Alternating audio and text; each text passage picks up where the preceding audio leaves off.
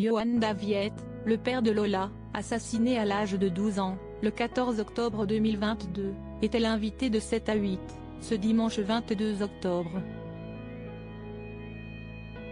Face à Audrey Crespo-Mara, si estime meurtri qu'il s'est confié sur son deuil difficile et sur le fait que certains politiques ont souhaité récupérer ce drame. Le 14 octobre 2022, le corps de Lola, 12 ans, est retrouvé, sans vie, dans une malle dans le 19e arrondissement de Paris. Elle est partie au collège comme d'habitude, le midi, elle est revenue manger et après, elle est repartie. Elle finissait à 15 h, se souvenait Johan Daviet, son père, face à Audrey Crespo-Mara ce dimanche 22 octobre dans 7 à 8. Un an après, si est un homme meurtri qui s'est confié face aux caméras de TF1.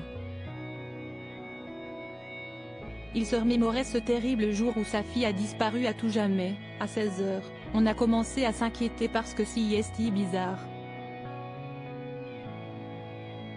En plus, elle n'avait même pas pris son téléphone portable. Puis de détailler, d'abord, on va au collège. La principale me certifie qu'elle a bien quitté le collège à 15 h. Ma femme va au commissariat et moi, je fais le tour de tout le quartier en scooter et je ne la trouve pas. Il précise que la meurtrière présumée de sa fille ne lui a pas seulement enlevé mais a aussi enlevé une famille complète. Johan Daviet précisait, « Avec ma femme, on est en instance de divorce aujourd'hui. Je le vis très mal parce que j'adore ma femme, je me suis remis à boire. Tout a volé en éclats de toute façon, mon travail, notre travail. Imaginez aller retravailler où notre fille s'est fait assassiner. Notre logement, tout. On a presque tout perdu. » Il reconnaît ressentir de la colère mais préfère laisser la justice faire son travail. Le père de Lola expliquait ensuite attendre le procès pour que justice soit faite mais reconnaissait également être effrayé. Il m'effraie parce que ça va quand même être une journée, ou plus ce jour, très compliquée. Mais oui, je l'attends parce qu'il y a un moment où il faut passer à autre chose, indiquait-il à la compagne de Thierry Ardisson. Une récupération politique de l'extrême droite. Cette dernière souhaitait revenir sur un point au sujet du traitement de cette affaire dramatique.